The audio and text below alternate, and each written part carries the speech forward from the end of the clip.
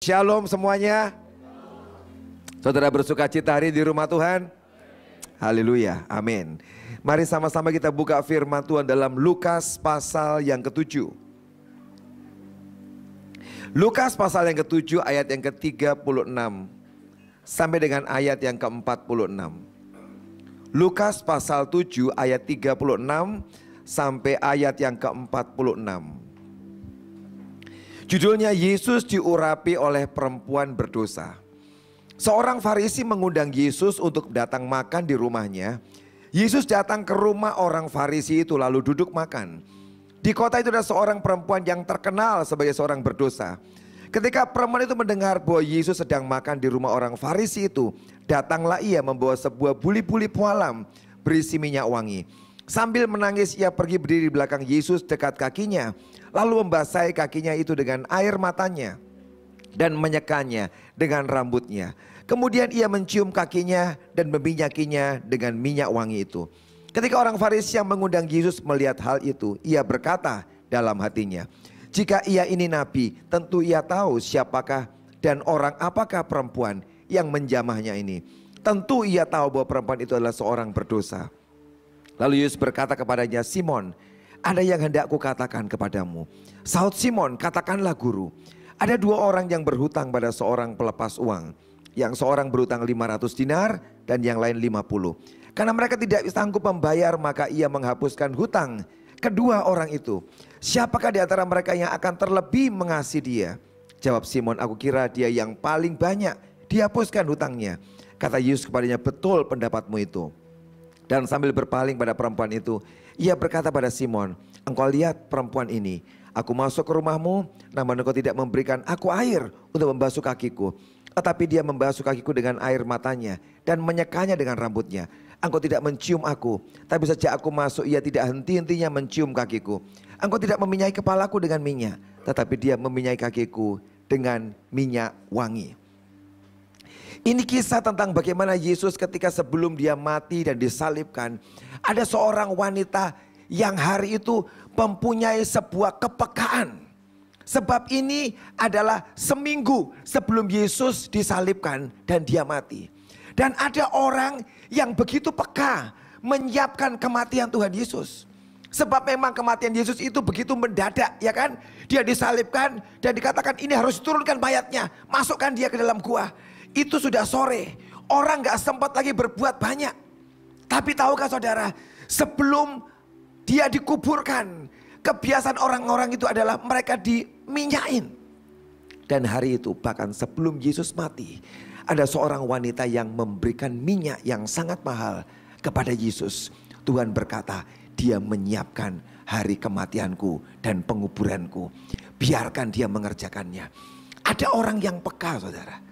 Saudara, apakah hari ini kita jadi orang-orang yang peka dengan apa yang Tuhan inginkan? Apakah hari ini hati kita ini tertuju pada Dia, tetap bisa mendengarkan suaranya, mengerjakan di dalam ketepatan? Kenapa yang mengurapi Yesus kok bukan murid-murid?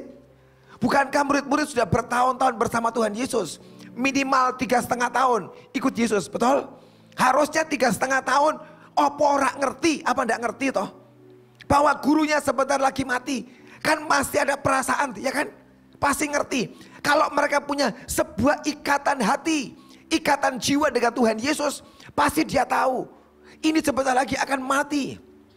Bagaimanapun juga orang itu punya firasat, betul? Tapi ini murid-murid keterlaluan. Sampai gurunya bahkan mau mati tidak ada yang tahu. Seminggu loh sebelum kematiannya. Tapi justru wanita berdosa ini mempunyai hati yang peka. Dia bisa datang menjumpai Yesus. Dan Tuhan berkata, dia mengerjakan yang terbaik, menyiapkan hari kematianku. Kita akan baca cerita ini dari awal, saudara. Satu kali ada seorang Farisi yang mengundang Yesus. Orang Farisi ini tinggal di kota Betania. Betania. Ada apa dengan Betania, saudara? Betania itu sebuah kota yang namanya nggak terlalu bagus sebenarnya, Betania. Betania apa tahu artinya, saudara? The house of misery. Itu rumah dari kesengsaraan, misery atau sengsara. Itu nama kurang bagus kok, saudara. Betania artinya kota atau rumah kesengsaraan. Loh, kok Yesus suka ya datang ke rumah itu. Saudara, ketahuilah Yesus suka mendatangi orang-orang yang sengsara. Kalau orang bahagia tidak butuh dia, betul? Orang bahagia seringkali lupa Tuhan. Sebab yang dia punya uang, kekayaan, kebahagiaan seringkali lebih menarik hati manusia daripada Yesus. Tapi kalau orang sedang sengsara, sedang susah dan menderita, itulah saat yang paling bagus. Dia biasanya mencari Tuhan. Dan dikatakan dia suka datang ke kota yang banyak sengsaranya, yaitu Betania.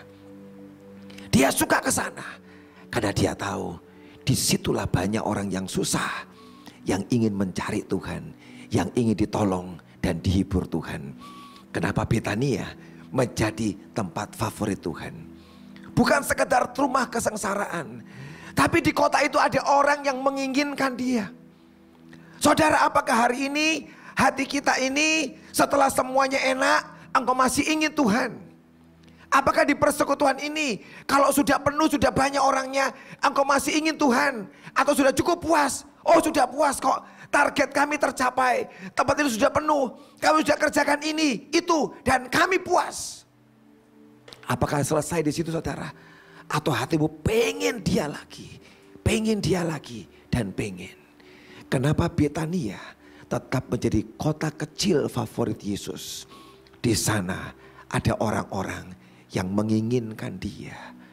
Dan itu yang membuat Yesus sangat suka, sebab dia diingini. Kalau saudara mau di tempat persekutuan Galilea ini, saudara, dia selalu datang. Ingini dia. Dan dia pasti dengan setia akan datang di mana dia diingini. Kita manusia ini, saudara, punya perasaan yang sama. Kalau saudara datang ke rumah seseorang dan orang itu tidak menginginkan saudara, engkau datang, engkau tahu, tidak usah orang yang berbuat apa-apa, dari sikapnya, dari caranya terima engkau, orang itu malas terima saudara. Kira-kira saudara mau datang ke rumah itu lagi gak? Kita gak akan datang. Sebab kau berkata, tuan rumah tidak menginginkan aku, untuk apa aku datang? Dan ketahuilah saudara, ada banyak gereja hari-hari ini yang tanpa sadar tidak menginginkan dia.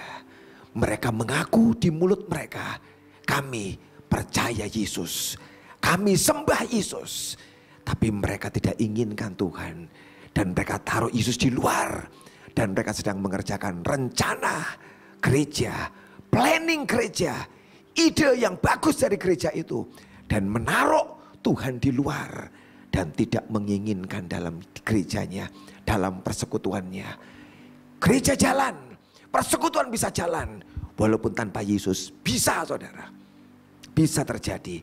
Tapi gereja itu, persekutuan itu tidak ada lagi perubahan, keajaiban dan mujizat. Sebab semua dijalankan cuma karena program dan visi gereja.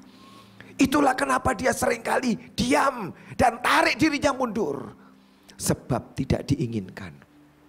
Begitu ada orang yang menginginkan dia, saudara tahu, dia dengan sangat sukacita dia akan datangi orang itu dan kunjungi orang itu dan gereja itu. Sebab dia tahu di sini aku diterima. Di Betania mungkin gak banyak, cuma satu keluarga, Marta, Maria, Lazarus, yang terbuka buat Yesus. Tapi juga mungkin seorang temannya satu lagi nih, yang bernama Simon orang Farisi, yang mau buka rumahnya, welcome Tuhan, kapan aja datang ke sini. Dan dia sangat suka. Alkitab mencatat minimal 11 kali selama 3,5 tahun dia datang ke Betania. Bisa lebih, tapi minimal 11 kali. Tiap kali dia datang dari utara Israel yang jauh itu, saudara. Dia melayani di Galilea, di danau itu sana sekitarnya yang dilayani Yesus. Dan Yerusalem itu di selatan. Selalu dia pasti datang ke rumah Marta, Maria dan Lazarus. Sebab dia diinginkan di tempat itu. Satu kali ada sebuah pesta yang dibuat orang Farisi bernama Simon. Dan orang ini juga menginginkan Yesus. Dia diundang datang ke rumahnya. Dan Simon buat makan siang di rumahnya. Dia undang Yesus. Ini juga keajaiban, saudara. Ada orang Farisi yang berbeda. Yang hari itu mau undang Yesus. Biasanya orang Farisi dengan Yesus kerjaannya mengkritik. Betul? Melawan. Menentang Yesus. Bahkan mengatakan dia sesat. Tapi Farisi yang satu ini berbeda. Ini Simon mau undang Yesus ke rumahnya. Pertanyaannya, ada apa dengan Simon? Kok sampai dia mau undang Yesus datang ke rumahnya? Simon tidak takut kalau dia akan dikecam teman-teman Farisi yang lain. Kamu undang Yesus, orang sesat itu, datang ke tempatmu. Dia nggak peduli, saudara. Ada apa dengan Simon? Sampai orang ini undang Yesus. Simon punya sebuah julukan orang ini. Simon si kusta. Baca di ayat lain, Simon si kusta. Artinya Simon ini pernah sakit kusta. Gak mungkin kalau dia disebut si kusta dan dia gak pernah sakit. Ini pasti orang yang pernah sakit. Dan orang tetap mengenal dia, ini loh Simon yang pernah sakit kusta. Tapi Simon sudah sembuh hari itu. Sebab kalau dia kusta, gak mungkin Yesus mau datang ke rumahnya. Sebab itu najis untuk orang datang dan bergaul dengan orang kusta. Orang kusta ini bernama Simon. Dia sembuh dari kustanya. Pertanyaannya, siapa yang menyembuhkan dia? Sebab hari itu orang-orang kusta tidak ada yang sembuh, saudara.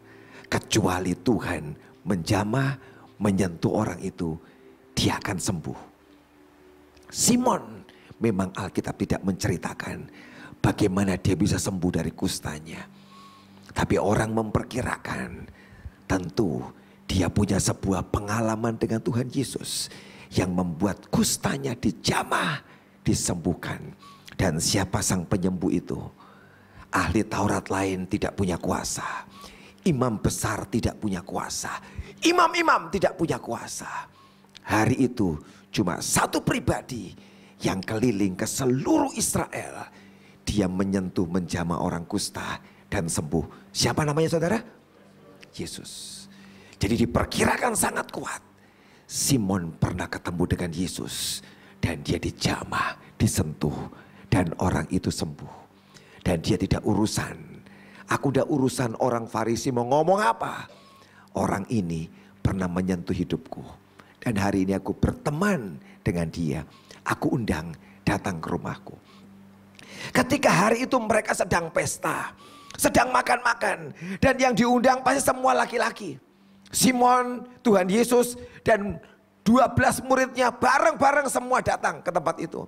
Sebab pasti dipisah. Laki-laki tok, perempuan gak boleh ikut waktu itu, saudara. Semua laki-laki. Dan hari itu dikatakan di tempat ini. Ada seorang perempuan yang terkenal. Di kota itu juga, saudara. Di kota Betania orang kenal satu perempuan. Ini perempuan berdosa. Mereka kenal. Artinya memang perempuan ini di mana-mana memang hidupnya kacau. Dan sampai seluruh orang ngerti ini orang berdosa. Dan hari itu ketika mereka sedang makan bersama. Tiba-tiba perempuan yang terkenal berdosa itu, saudara. Dia datang ke rumah Simon. Perempuan berdosa itu diperkirakan ini seorang pelacur, saudara. Bukan berdosa cuman suka nipu mungkin. Atau perempuan yang suka bergosip, bukan itu, saudara. Tapi ini perempuan yang dicap di masyarakat hidupnya rusak. Dia seorang pelacur. Dan hari itu tiba-tiba dia muncul dan masuk di rumah itu. Semua pasti kaget, saudara. Ini orang berdosa. Perempuan kok menembus rumah kita masuk ke sini? Dan semua orang hari itu nunggu apa reaksi Yesus. Tapi saudara, perempuan itu, saudara, tidak urusan sepertinya. Walaupun mungkin semua mata melihat dia dengan rendah. Perempuan murahan masuk ke tempat ini. Ini buat laki-laki yang lagi pesta. Kenapa dia masuk ke sini? Tidak sopan menerobos. Tapi perempuan tidak peduli, saudara. Hari itu ada satu dorongan yang kuat dalam hatinya. Aku harus datang ke rumah itu. Sebab dia mendengar Yesus ada di rumah Simon si kusta. Ada yang mendorong hatinya, yang lebih kuat dari perasaan malunya. Dia tahu semua orang kenal dia, itu memalukan. Sebab orang memberikan sebuah cap label dalam hidup ini. Ini perempuan berdosa, ini pelacur. Semua tahu di kota itu, saudara. Dan itu pasti memalukan. Tidak usah cap pelacur, saudara. Cap yang lain, yang lebih halus mungkin. Perempuan itu penipu. Dia kerjaan ini nipu. Tidak usah nipu. Yang suka utang wae, saudara. Kalau dirasanya enak enggak? Nek sampai saudara utang dan tidak malu, terlalu. Orang dicap-cap, itu loh sing suka utang orang bayar. Malu enggak? Tidak usah pelacur, saudara. Cuma dicap aja, utang tidak bayar. Sudah cukup malu. Tapi tahukah saudara, hari itu perempuan itu, dia tidak peduli dengan perasaannya. Satu hal yang dia mau kerjakan dari itu, aku mau jumpa dengan Yesus. Dan ketika dia datang, dia persiapan loh, saudara. Sebab dikatakan dia membawa minyak narwastu yang mahal harganya. Dia bukan sekedar mau ketemu Yesus, tapi hari itu dia sudah menyiapkan minyak narwastu. Untuk apa, saudara? Membawa barang yang mahal ketemu Tuhan Yesus. Untuk apa? Pertanyaannya, ada apa dengan wanita ini? Kok dia ngotot mau ketemu Yesus? Betul? Kalau tidak ada alasannya, oh cuman Yesus kapan-kapan lah kita ketemu dengan dia. Kapan-kapan, sewaktu-waktu. Tapi kenapa dia begitu ngotot ketemu Tuhan? Itu loh, saudara, spirit yang harus kita miliki dalam hidup kita. Bagaimana engkau ngotot, aku mau ketemu dia. Apapun ketemu dia pokoknya. Kalau hatimu seperti itu, engkau pasti ketemu dia, saudara. Wanita ini, dia bawa parfum yang terbaik. Dan hatinya berkata, aku mau ketemu dia. Ketemu dia. Dia terobos semua penghalang. Rasa malunya yang pertama. Yang kedua, dia bisa diusir keluar dari pesta itu. Bisa terjadi. Ada begitu banyak hal yang bisa terjadi. Tapi dia tidak urusan. Aku hanya mau ketemu sama dia. Dan mencurahkan minyak ini di kakinya. Cuma itu yang aku inginkan. Ada apa dengan wanita ini? Kalau saudara baca Alkitab di kitab Yohanes. Ada sebuah peristiwa di mana seorang wanita pernah ketemu Yesus ketika wanita itu hampir mati. Ada seorang pelacur yang satu pagi sedang diseret di depan bait Allah. Ketika Yesus sedang mengajar di sana, pagi-pagi seorang pelacur diseret dan ditaruh di depan Yesus. Dan ahli Taurat dan orang Farisi berkata, hukum Musa berkata, lempari dia sampai mati. Dan hari itu Yesus tidak menjawab apa-apa. Dia cuma tulis sesuatu di tanah dengan tangannya. Dan Yesus berkata, boleh lempari dia. Hanya yang tidak punya dosa boleh melempari dia. Hari itu dari yang paling tua sampai yang paling muda meninggalkan perempuan itu. Yesus mengangkat kepalanya dan berkata, aku juga tidak akan melempari menghukum kamu. Pergilah dan jangan berbuat dosa lagi. Perempuan itu pergi tinggalkan secepat mungkin. Sebab dia tahu hari itu dia sudah diselamatkan. Dia hampir mati dilempari batu. Kalau hari itu gak ada Yesus, dia sudah mati hari itu. Tapi Yesus menyelamatkan dia. Tapi Alkitab gak nulis. Dia ngucapin terima kasih Tuhan. Tadi dia pergi. Ketika Yesus berkata pergilah dan jangan berbuat dosa lagi. Dia pergi. Tapi saya tahu pengalaman itu tidak akan pernah hilang dari wanita itu. Dia berbulan-bulan mikir, siapa orang itu yang sudah menyelamatkan aku? Siapa orang itu yang pernah menolong aku? Dan sejak hari itu di hati perempuan itu selalu muncul, kapan ya aku bisa ketemu dia sekali lagi, hanya untuk mengucapkan terima kasih. Engkau sudah selamatkan hidupku. Itulah saudara reasonnya, alasannya kenapa dia begitu nekat. dia cari Yesus supaya bisa ketemu. Hanya untuk apa? Mengucapkan terima kasih. Dan dia membawa sebuah persembahan yang sangat baik diberikan buat Tuhan Yesus. Persembahannya apa saudara? 1 buli-buli minyak narwastu. Harganya 300 dinar. Alkitab mencatat 300 dinar. Hari ini berapa banyak 300 dinar itu? Banyak orang berkata itu upah 1 tahun. Betul. Hari itu orang kerja upah sehari berapa? 1 dinar. Baca cerita orang yang diberikan upah kerja kebun anggur. Betul? Dari pagi sampai sore berapa gajinya? 1 dinar. Jadi kalau 300 dinar artinya kerja berapa hari? 300 hari. Setahun 365. Saya tuh suka hitung-hitungan. Dipotong hari Sabat. Berapa? Setahun ada berapa puluh hari? Berapa hari Pak? 42, 52, 52 dipotong Sabat, dipotong perayaan Paskah, potong perayaan Pondok Daun, ya. Loh Pak kok pinter banget, ya memang saya suka itu karena orang Israel itu libur semua itu saudara. Kalau kita pas hari itu ke Israel pasti libur, semua tutup toko. Potong aja lah dengan hari-hari raya. Hari raya 7 hari, ya kan, roti tidak beragi itu semua libur, gak kerja pasti orang. Karena mereka akan berdoa tidak boleh kerja. Semua toko libur, dipotong-potong.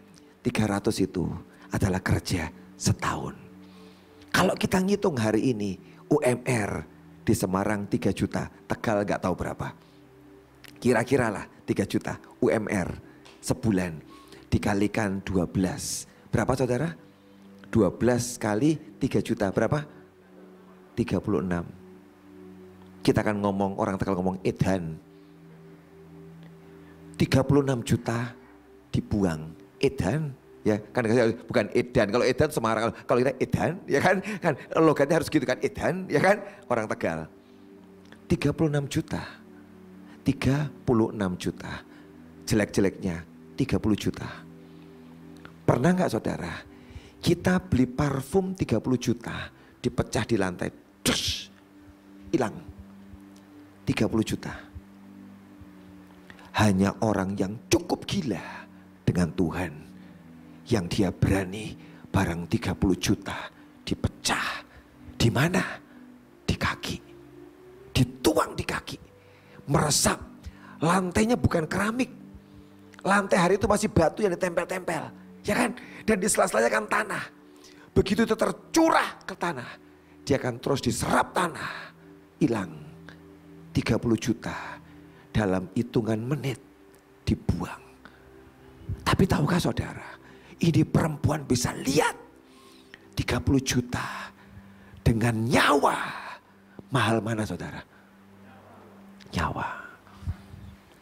Hari ini ada orang rela membayar miliaran, puluhan miliar supaya tetap bisa hidup. Dia rela ke luar negeri, naik pesawat pribadi ke Singapura kemana-mana demi pertahankan nyawanya. Dia rela buang miliaran, puluhan miliar. Tolong dok, supaya dia bisa hidup. Dokter ngomong apa? Kami tidak bisa. Sebab hidup dan mati ditentukan Tuhan. Dokter bisa ngobati, bisa. Tapi dia tidak bisa membuat orang tetap hidup. Perempuan itu tahu saudara. Dia lihat nyawa dan 30 juta. Ini gak ada harganya. Itulah kenapa dia berani. Dia pecahkan di kaki Yesus. Dan dia tuang di kakinya. Dia bilang murah. Kalau sampai nyawaku cuma dihargai 30 juta. Murah. Murah. Dan dia mengerjakan. Dia gak ngomong banyak saudara. Cuma nangis. Dia seka dengan rambutnya. Dan dia curahkan parfum itu. Tapi saudara, Tuhan itu tahu. Dia tidak melihat kata-kata. Tapi dia melihat apa yang di dalam hati wanita itu. Dia cuma mau ngomong, Yesus terima kasih banyak. Engkau sudah menyelamatkan aku. Air matanya sudah cukup berkata, aku bersyukur. Engkau pernah selamatkan aku. Kadang saudara, kalau engkau sedang punya persoalan berat, tidak usah ngomong, cukup nangis di hadapan Tuhan. Di mana tempatnya? Di kaki Yesus, tempat yang paling ajaib. Amin. Di kaki Yesus, tempat yang paling ajaib. Nangislah di sana. Kamu gak usah ngomong, hanya nangis. Dia tahu semua kesusahanmu dan penderitaanmu. Selesai dia lagi nangis, mencurahkan minyak itu. Hari itu Simon ngomong dalam hatinya, kalau Yesus nabi, dia pasti tahu siapa perempuan ini dan orang apakah dia. Kalau dia nabi, ini peka pasti. Dia tahu siapa dia dan apakah dia. Oh betul saudara, hari ini kita suka cari nabi. Di Tegal saya nggak tahu, mungkin enggak ya. Senang banget kalau ada tamu yang nabi. Untung saya bukan nabi. Kalau saya nabi habis ini diantri pakai HP. Pak, dapat apa dari Tuhan tentang saya? Kalau nabi yang ngomong gini, tabunganmu kekno aku kabeh lah. Tabunganmu berikan kepadaku semua. Tak gini saudara, syukur. Makanya tidak usah tanya-tanya nabi saudara. Sudahlah, percayalah masing-masing dengan Tuhan. Kita tuh suka banget ketemu nabi, untuk apa tanya? Nanti seminggu lagi aku ngalamin apa ya? Wis ra usah. Untuk apa tuh saudara? Percayalah kepada Tuhan. Dia nuntun hidup kita setiap hari. Tidak usah ngejar nabi, salah hatimu nanti. Ya kan? Kenapa tuh Pak Yusak paling seneng? Kalau orang datang, Kong dapat apa dari Tuhan? Luka. Nah itu bagus. Ciami itu. Yang diusir jengkel mungkin ya, tapi itu bagus kok. Sebab kalau tidak kasihan Pak Yusaknya, lama-lama Tuhan ngamuk. Oh jadi dukun kamu ya? Meramal orang seminggu lagi, 2 minggu lagi ya kan? Jangan saudara. Loh nabi ada, tidak usah diminta. Kalau Tuhan punya pesan akan datang. Kamu akan seperti ini, gini. Sudah diterima saudara. Amin. Tidak apa-apa, tapi jangan dikejar. Hari itu Simon ngomong kalau dia nabi. Dia tahu siapa perempuan ini dan seperti apakah dia. Yesus tahu kok. Tapi Yesus itu baik, rendah hati. Dia ngerti ini orang berdosa, dia tahu. Tapi itu loh saudara, hebatnya Tuhan kita, rendah hati. Belajar kerendahan hati dari dia. Kalau engkau tahu engkau sombong, datang ke Yesus, minta Tuhan ajari. Dia pernah ngomong, pasang kuk dan belajarlah kepadaku. Aku lemah lembut dan rendah hati. Dari dia hebat. Kakinya dipegang dengan perempuan berdosa, dikasih minyak. Dia tidak tendang. Loh dia bisa tendang loh. Kapan kamu di sini? Kamu pelacur. Bisa. Tapi tidak. Sebab yang dilihat adalah hatinya. Simon masih menilai, oh perempuan pelacur. Kenapa Simon kayak gitu? Sebab Simon merasa dia lebih baik. Aku lebih baik, lebih kudus, lebih benar hidupnya, semua lebih.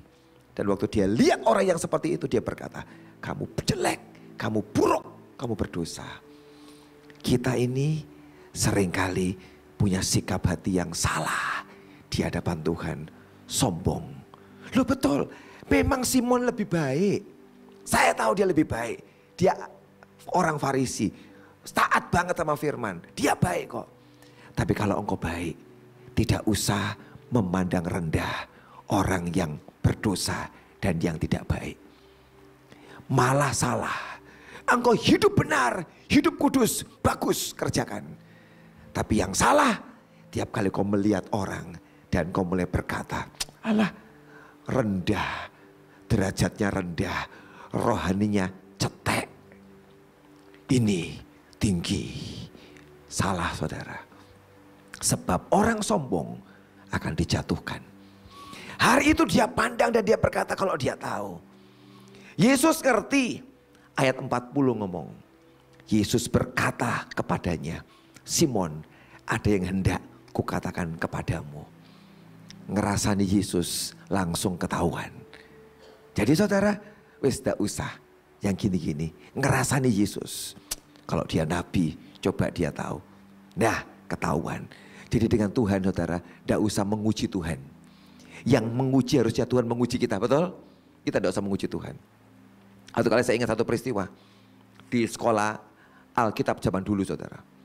Ya, ada seorang hamba Tuhan itu nabi hebat saudara. Dia kalau doain orang di kelas itu hebat, tunjuk ini. Ada satu orang yang nuakal banget saudara. Nakal. Hari itu dia sedang menguji Tuhan. Memang waktu itu sekolah Alkitab itu isinya anak-anak nakal. Yang memang nakal-nakal itu datang ke sekolah itu untuk bertobat.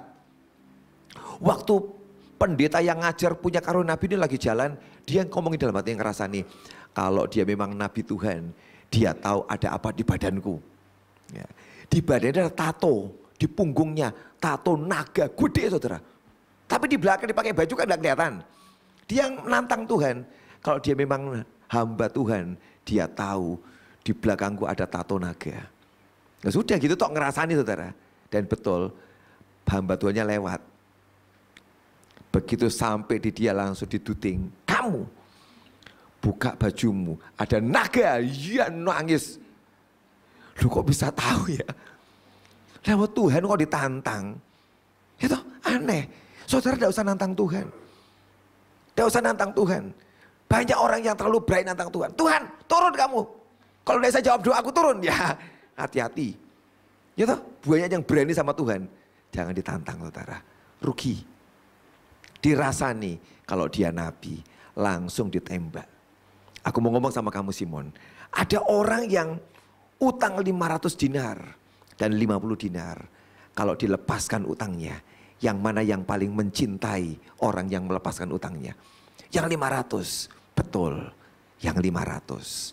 Dan langsung Yesus hari itu ngomong sama dia. Oke, betul Simon. Perempuan inilah yang punya utang 500. Kamu 50. Simon sakit kusta. Sembuh. Hitungannya 50 dinar. Tapi ini mau mati. Dihidupkan. Harganya lebih mahal. 500 dinar.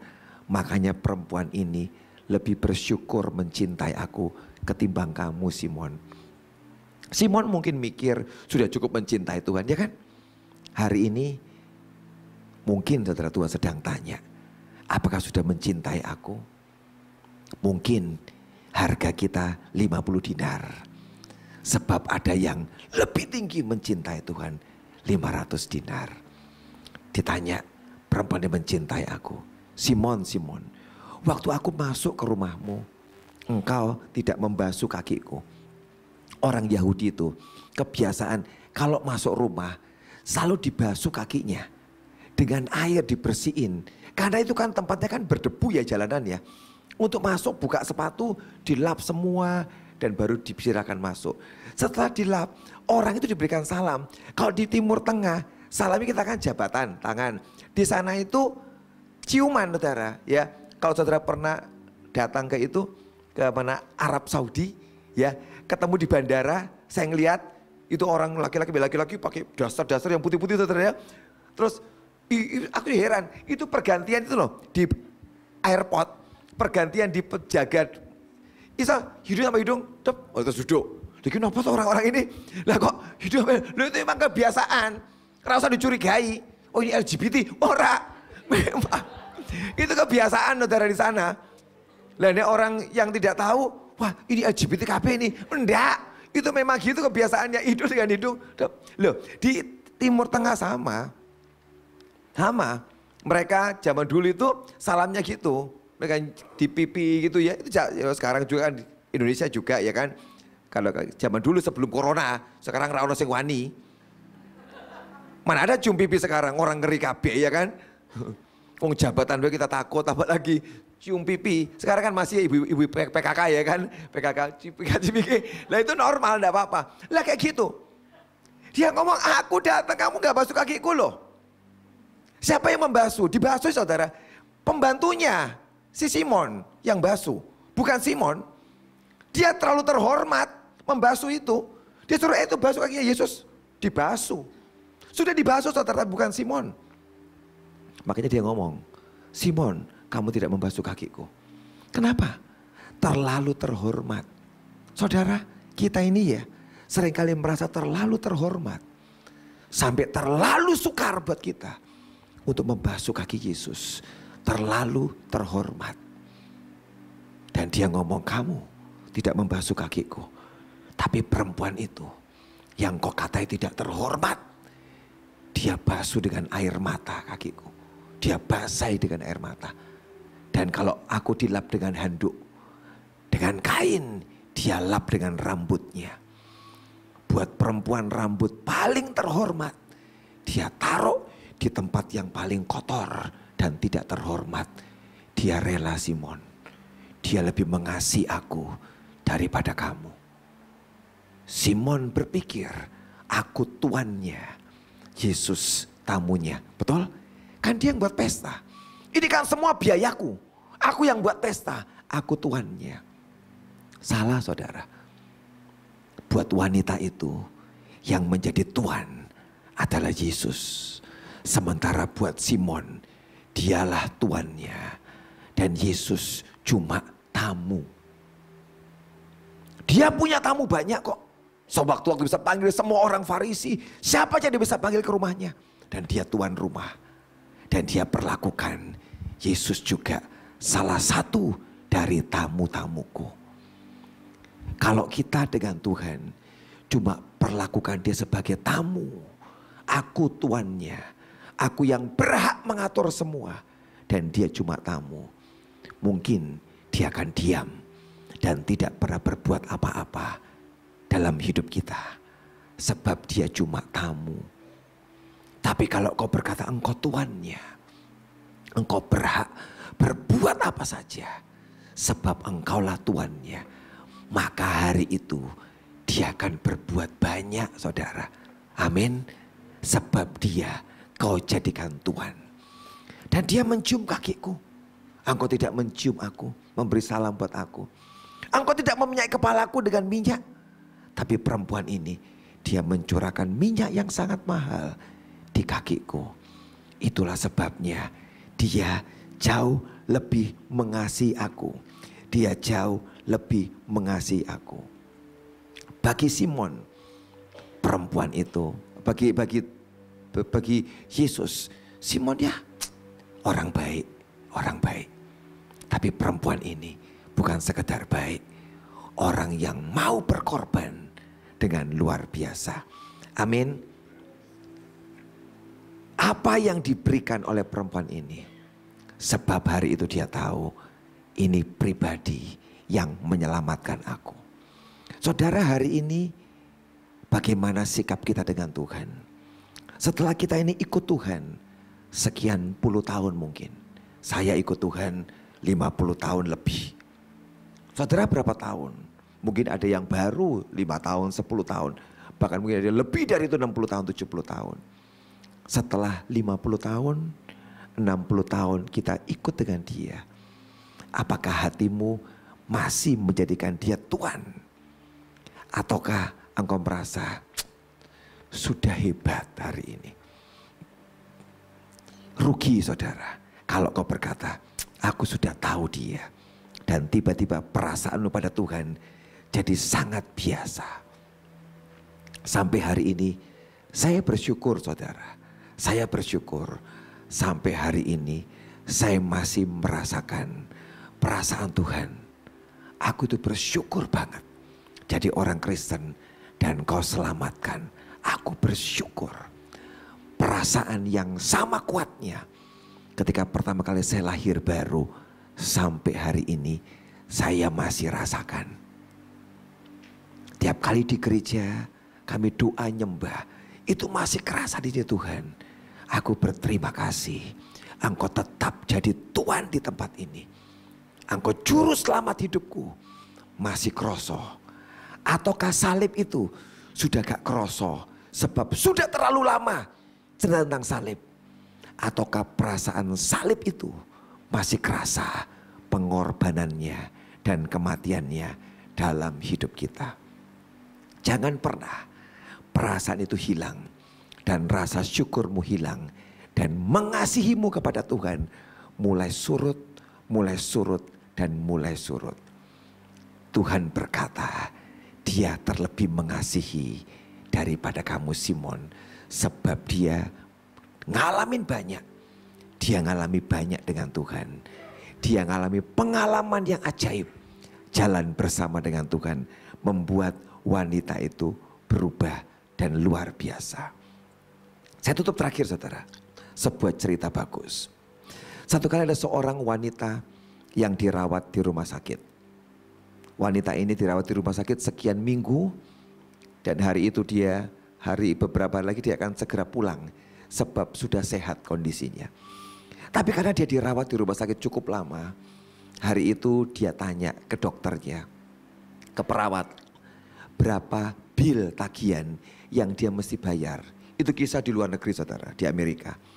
Dan perawatnya perkirakan sekian kira-kira biayamu di rumah sakit ini. Perempuan itu sangat syok. Kenapa? Sebab banyak banget saudara, gede banget. Dan hari itu dia tahu dia tidak punya cukup uang untuk bisa bayar. Dan dia tahu dia mesti nyicil. Uangnya yang ada dia akan beri, dan dia mesti kerja setelah ini untuk bisa nyicil biaya rumah sakitnya. Dan hari itu dia sembuh, dia bahagia. Tapi dia punya kesusahan lain. Kenapa? Gak bisa bayar tagihan rumah sakit. Hari itu, hari dia akan keluar dari rumah sakit. Kemudian dokter berkunjung ke kamarnya dan berkata, "Ibu, hari ini kamu sudah sehat, kamu boleh pulang hari ini." Dan dia senang. Kemudian dia tanya, "Dok, bagaimana tagihanku?" "Masih banyak." Tiba-tiba selembar kertas tagihan semua diberikan kepada ibu itu. Dan tulisannya lunas. Dia bingung, "Dok, kok bisa lunas? Kok bisa lunas?" "Iya, sudah ada yang membayar." "Siapa yang bayar, Dok?" "Sudah, pokoknya sudah lunas." Akhirnya ibu ini penasaran, "Dok, kok bisa lunas? Siapa yang bayar?" "Sudah dibayar dengan 1 gelas susu." "Hah? Siapa yang bayar, Dok?" "Sudah dibayar dengan 1 gelas susu hangat." Dan dokter itu cerita, "Ibu, ingat enggak, sekian puluh tahun yang lalu, di satu musim dingin, ada anak laki-laki kecil mengetuk pintu rumah. Dan dia minta segelas air panas." "Ya, aku ingat. Tapi yang diberikan bukan segelas air panas. Tapi ada gadis kecil yang masuk ke dalam dan keluar dengan segelas susu panas. Dia berikan buat anak laki-laki yang kedinginan di depan pintu itu." "Ibu tahu siapa laki-laki itu, anak itu?" "Itulah aku." "Loh, kamu kok bisa tahu?" "Iya, waktu aku lihat kota tempat kamu berasal, aku lihat alamat rumahmu, aku langsung ingat dengan alamat itu. Karena aku juga pernah tinggal di daerah yang sama. Dan aku langsung mengenali siapakah wanita ini. Dia dulu adalah gadis kecil yang tinggal di sini, yang pernah di satu musim dingin memberikan segelas susu buat aku. Dan hari ini gantian. Kamu yang kasih susu dulu. Hari ini aku yang memberikan tagihan ini lunas." Saudara, itulah yang Tuhan ingin dalam hidup kita. Amin. Bisa mengucapkan terima kasih kepada Tuhan. Amin. Orang yang tahu bersyukur kepada Tuhan. Hari ini isi hidup saudara dengan bersyukur. Bagaimana caranya? Inginkan Dia lebih dari segalanya. Amin. Sebab Dia sudah membayar hidup kita dengan harga yang mahal. Mungkin seperti cerita pelacur ini, hampir dilempar batu dan mati, tapi dia lolos. Kita ini sebenarnya mirip kok saudara. Kalau Yesus tidak selamatkan kita, semua kita akan dihukum di neraka, betul? Tapi ada satu pribadi yang bernama Yesus, yang pernah tahan setan yang mau menghukum kita di neraka. Dia selamatkan kita. Hari ini giliran kita mencintai, mengasihi Dia dan menginginkan Dia. Kalau engkau ingin akan Tuhan, Dia akan selalu hadir dalam hidupmu dan membuat mujizat, keajaiban. Amin. Hari ini biar tidak ada orang yang kehilangan cintanya, tapi setiap kita tetap mencintai, mengasihi Dia sampai akhir. Amin. Tutup Alkitab saudara. Saudara diberkati. Saya percaya Bapak Ibu ya, kita terus tanamkan keinginan, kerinduan kita akan Tuhan. Saya percaya kalau ada kerinduan itu tadi seperti disampaikan, Tuhan hadir di tengah-tengah kita. Amin. Terima kasih Pak Victor yang telah memberkati kita dengan kebenaran firman Tuhan.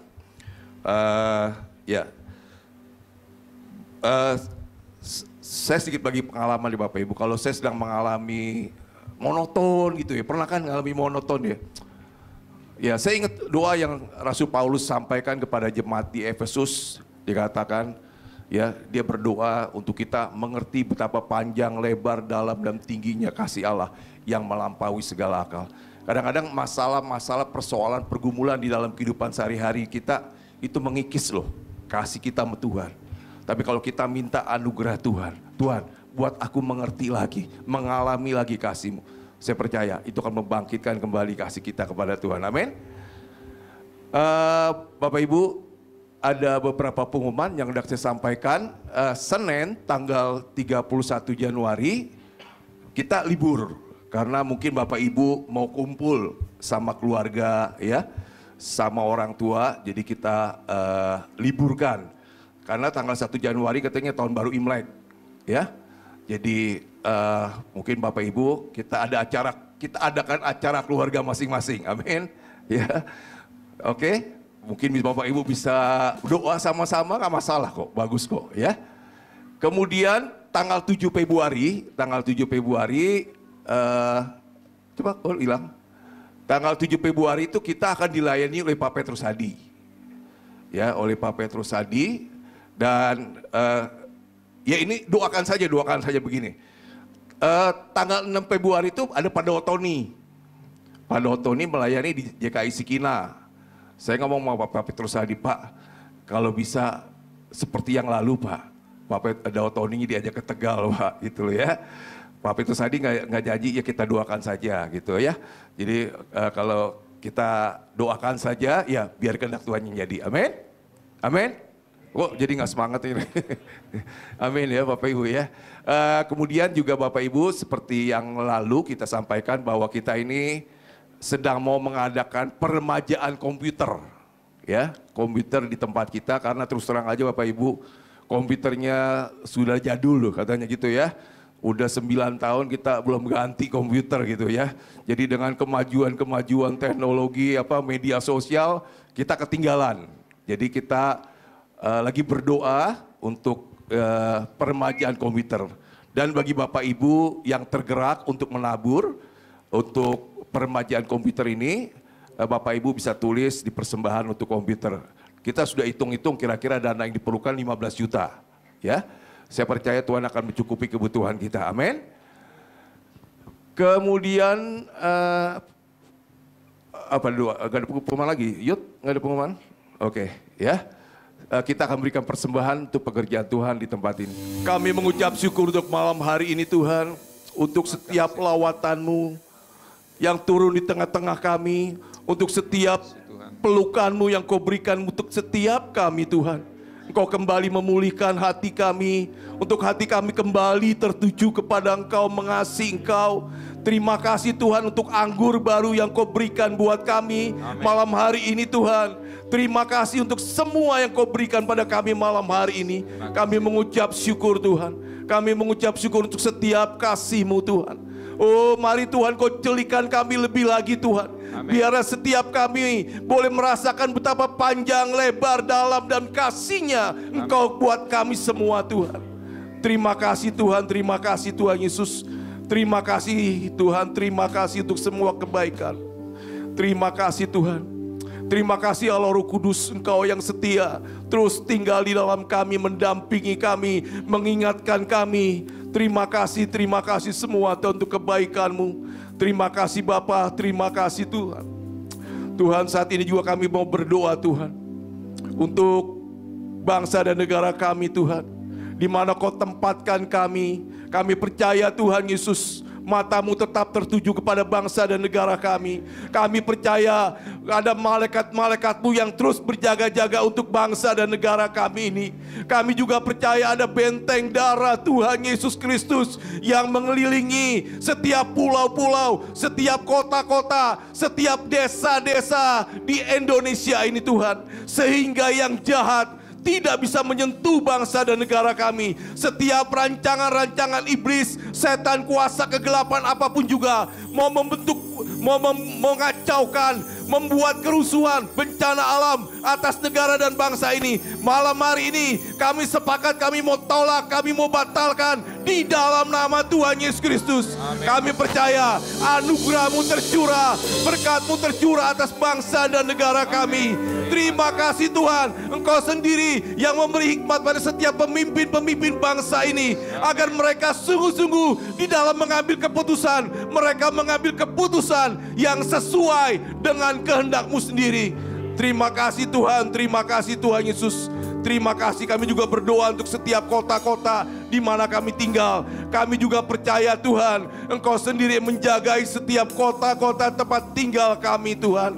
Kami juga percaya ada malaikat-malaikat-Mu yang terus berjaga-jaga Tuhan. Terima kasih Tuhan, terima kasih. Kalau sebentar kami akan pulang Tuhan, kami mau terima berkat yang daripada-Mu. Saya minta Pak Victor untuk memberkati kita kembali. Mari sama-sama angkat tanganmu dan terima berkat Tuhan.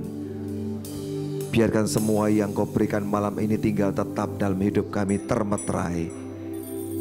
Dan pulanglah engkau dari tempat ini dengan membawa berkat kasih dari Allah Bapa, anugerah dalam Yesus Kristus, persekutuan keintiman dengan Roh Kudus menyertai hidup kita semua. Mulai malam hari ini sampai Maranatha, Dia jemput kita di awan-awan. Semua yang diberkati sama-sama katakan amin. Selamat malam, Tuhan memberkati.